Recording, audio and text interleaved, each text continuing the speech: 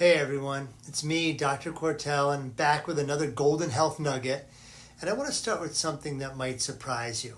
And it might be you or someone you know or love that's dealing with gut issues. It might be bloating or gas, bathroom chaos, diarrhea, constipation, IBS, or that constant just something's not right feeling. You've probably been told or heard 1,000 times, oh, just take a probiotic. I have the best one for you, this probiotic, right? Look, I get it, and that advice is everywhere. You hear it all the time, and it sounds so simple. Oh, I'm just lacking a probiotic. Swallow one pill, add some good bacteria, drink a shot of this yogurt, problem solved. Except it's usually not the best place to start, and in fact, it might skip over the real conversation you need to have that's specifically about what's actually happening in your gut. So I'm going to tell you a story that happened a few years ago, but it blows my mind. I was at a social gathering. It was a whole group of people. Some people I knew well, some I didn't. And there was a prominent gastroenterologist in the group, a doctor for the stomach and the intestines. And someone was joking around with them, had a piece of chicken or some chicken wings. And they said, "Hey doc, you're probably going to give me a bad grade for eating these, right?" And, took a big bite of the chicken wing. And the gastroenterologist laughed. He said, "Nah. It doesn't matter. Eat whatever you want. What you eat doesn't really affect your intestines." And I was floored. I almost spit out my drink. I was like, I can't believe that somebody, a respected health professional, would say this, right? How could you? Because everything you eat goes directly into your gut. How could it not affect the gut? It just didn't make sense. But here's the thing, and this kind of thinking is actually really common. It's exactly why so many people stay stuck with symptoms that won't quit. GI symptoms are everywhere, right? And we say, oh, just take a probiotic, but it's not the case because your gut is not just bacteria. So I'm going to back up for a second and talk about what it is, because your gut isn't just a bunch of bacteria hanging around, right? They're all living in there. It's an entire ecosystem.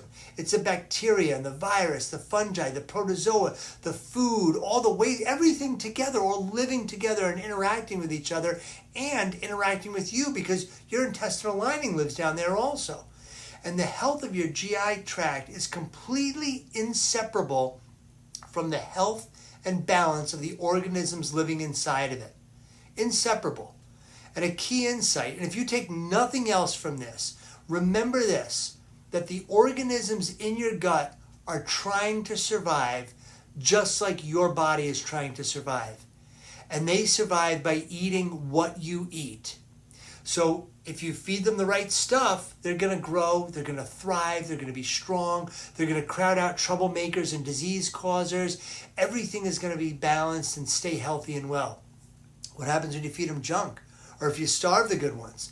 They don't just politely disappear and be like, oh, I guess we're moving on. No, they start breaking down your body instead. They eat your gut lining. They eat your mucous membrane. You become their source of food. And that's when you get inflammation, you get leaky gut, you get symptoms, and you get eventual disease. And one way that I oftentimes talk about it, it's like the polluted lake problem. And this helps, sometimes it helps patients to understand why probiotics can be a tricky subject to talk about. If your gut ecosystem is already out of balance, if the environment in the gut ecosystem is already messed up, just dumping more bacteria into it is like throwing new healthy fish into a polluted lake. If you haven't fixed the water, you can't just add more fish, you're just adding more chaos. Sometimes those probiotic bacteria will help. Sometimes they don't stick around at all. Sometimes they don't even make it into the gut. And sometimes they can actually make things worse because you're adding fuel to an already inflamed situation. So base level here, what really matters is what are you feeding the organisms that already live there? How are you making their house as hospitable as possible? Right? The easiest way is by eating foods that encourage bacteria that are healthy and not foods that encourage bacteria that produce gas or toxins or inflammatory garbage, because that leads to symptoms. So foods that encourage organisms to become healthy, like the foods that are incredibly beneficial for good bacteria, These bacteria will produce short-chain fatty acids for us. Butyrate is one. These strengthen our gut lining. They calm our inflammation. They support our immune system. They help our brain. So those are the bacteria we want to feed. We don't want to feed the bacteria that cause a release of toxins and other problems. And this is part of the foundation of the body user manual, that your body isn't broken because it's responding exactly to the inputs you're giving it. It's doing what you're telling it to do based on what you're putting in. So when we're talking about what feeds the good guys, what feeds the most beneficial organisms in your gut, they love something that's fermentable carbohydrates, but particularly microbiota accessible carbohydrates. These are fibers and resistant starches that make it into the colon that can be digested. Vegetables, fruits, beans, grains, nuts, seeds, herbs, real food, and they love diversity. And that's why we talk about eating at least 30 different plant foods per week. More would be even better. And this is because each food that you eat that's a plant brings a unique type of fiber, a unique polyphenol, phytonutrients, and it will feed a different type of bacteria in your gut. And you're not just feeding the bacteria, you're building a diverse, resilient community by increasing the number of bacteria available. There's overwhelming research that shows highly restricted diets or diets loaded with ultra-processed foods push your microbiome in a direction that's associated with IBS, inflammatory bowel disease, autoimmune conditions, overall systemic inflammation, heartburn, like all sorts of gut problems, constipation, diarrhea, bloating. But it turns out that, the old adage, you are what you eat, is really right.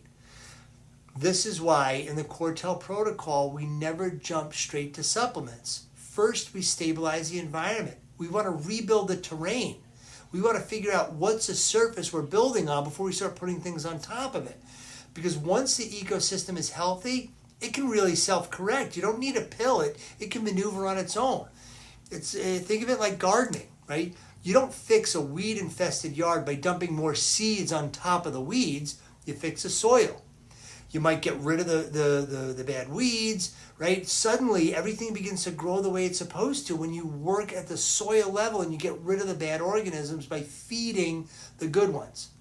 So next, we're going to take this a step further, and I'm going to answer a question that I get constantly in our next episode. How does my gut microbiome actually affect my weight? Because here's a wild part. The same ecosystem that we just talked about in the gut doesn't just control digestion, it influences your metabolism, it influences your fat storage. And why losing weight can feel absolutely impossible when things are off balance in the gut. Please check us out on social media, reach out. I'd love to hear from you. You can call, email us with questions, DM us. Anytime you want to reach out, even with some show suggestions. You can email us at quartellchiropractic@gmail.com. Look at our website, and I look to hear from you, and can't wait to